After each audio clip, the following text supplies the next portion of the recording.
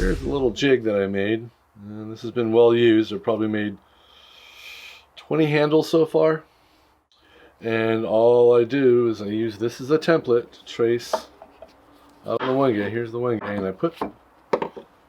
I put green tape on it because I can't see pencil marks on wenge. So I put green tape on there, and we trace it out. And then the next procedure will be to drill out with 2 different drill bits holes in the wenge, so when I go to shape the interior part of the handle, I won't have to remove so much material. To try to plunge out into wenge is ridiculously crazy.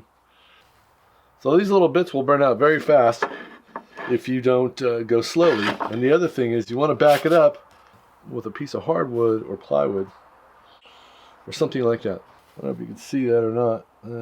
I want to get as close as I can to the interior part of the corner, and we're going to drill it out. And I have to go slowly because with wenge, if you go fast, or wenge or whatever you want to call it, if you try to drill out faster than this, which is not very fast at all, you will burn up your bits really fast. So I'm going to do this to, how many more I got? I got to do all these and 2 more. All right. Well, we'll see you in a little bit because I'm going to be here for a while. Okay. Happy Saturday. Bye. Definitely want to use a solid backer so you don't blow out the back of your handle. Now we got a few more to do, and then I'm going to drill all this out in here with a 3/4 inch bit and chisel out in between it. And we'll show you that next. All right. So I was drilling out the 3/4 inch holes, started here, and I forgot a step. If you have a little square, what you want to do is get your square and find the center. Okay, find the center of your handle and the biggest part, and put a line. Alright, that'll help you center up your bit so you stay centered and you don't wander off one way or the other. And then little places like right here, I'm just going to chisel this part out. I also set the stop, which you can't see because it's up here, but I set the stop so it doesn't just keep drilling a hole. I set it so it's like a 1/16 below the line. Okay, so all we're going to do now, and I've taken the same piece of wood that I had on the drill press, because when you're cutting through, especially like wenge, the backs will blow out. You can see it's already kind of chipped out a little bit, even with a backing board on it. But it helps to keep it from blowing apart. And we're just going to take the little dead blow, and we're just going to chop between each one.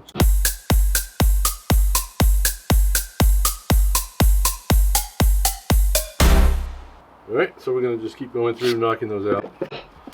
Now the only one that's big is this last one here. And I can cut through that pretty easily with the router bit.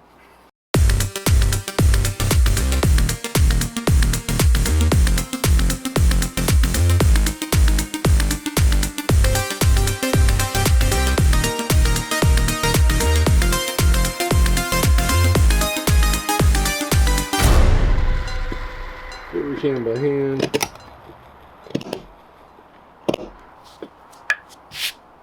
Flip it over, do the other side. I like pushing away from me, not towards my body, in case you slip or something like that happens. Okay, and there it is, and we're going to route that out later. This is the router bit I'm going to be using. Solid carbide twister with double bearings, and it'll fit right in there.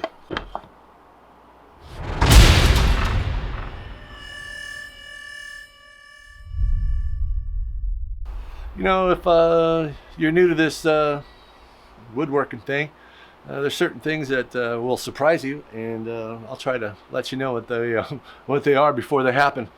Because if you go to climb feed something and the router takes off on you, it's going to scare the crap out of you usually, but it's just normal, and you got to hold on to things. And I'll try to explain how I'm holding and pushing and what I'm doing.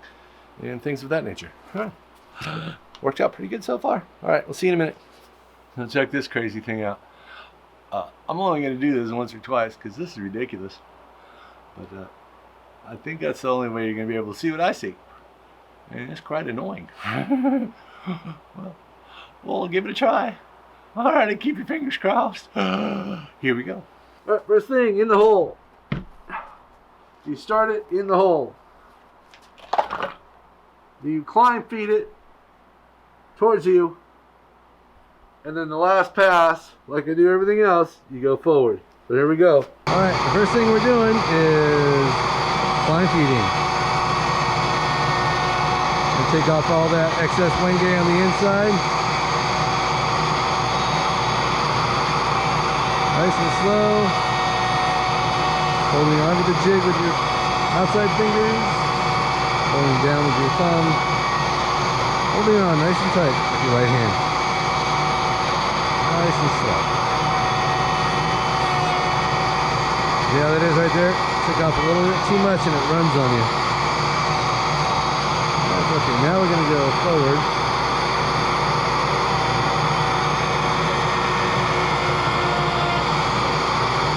Trying to get the light in there. This is kind of ridiculous.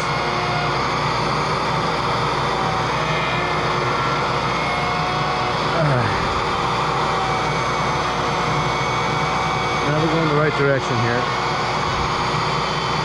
Alright. Slow into the corners. And there it is.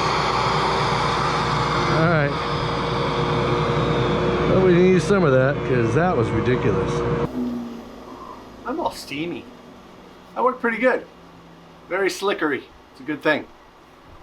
So let's take this thing off and take a look. Do the one screw.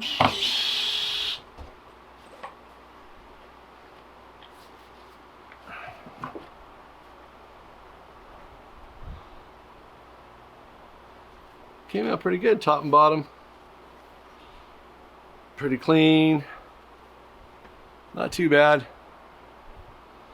I'm gonna have to, I always have to sand this thing. There's no way you're gonna get around it because you just routed it. So that's pretty good.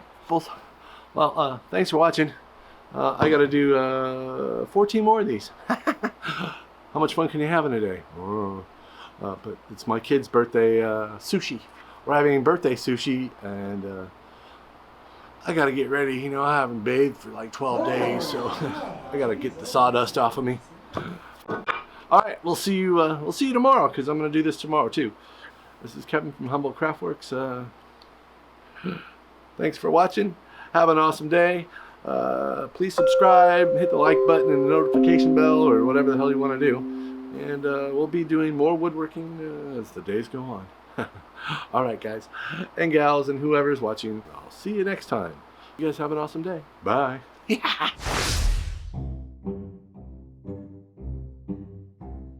My neighbors think I'm weird. I don't blame them. I think I'm weird too. Look at this. I feel like a robot. Take me to your leader. This is getting silly.